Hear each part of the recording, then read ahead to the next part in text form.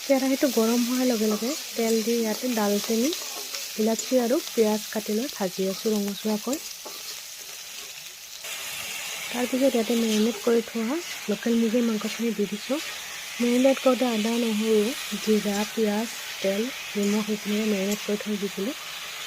এতিয়া এইখিনি হালধি নিদিয়াকৈ ভাজি থাকিম, যাতে গম পাওঁ কিমানখিনি ভজা হৈছে। তো এইফালে বাতি এটাত মই হালধি আৰু গুড়ি মছলা যিখিনি আছে সেইখিনি ইয়াতে মিক্স কৰি লৈছোঁ।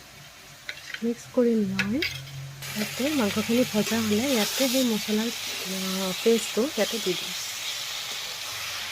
যাতে মছলাখিনি আৰু হালধিখিনি ভালকৈ সোমাই যায় মাংসত।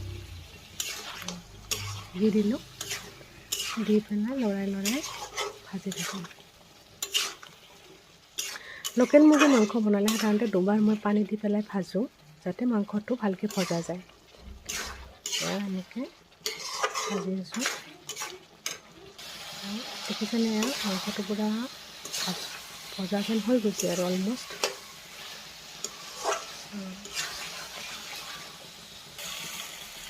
দেখিছেনে, কেৰাহীখনত লাগি ধৰিছে।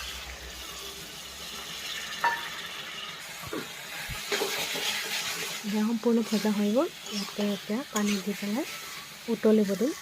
লোকেল মুৰ্গীৰ মাংস আচলতে এনেকৈ দুবাৰ ভাজিলে তেতিয়া মাংসটো ভালকৈ ভজা যায় আৰু কাৰীখনো খাবলৈ খুব এটা টেষ্টি হয়।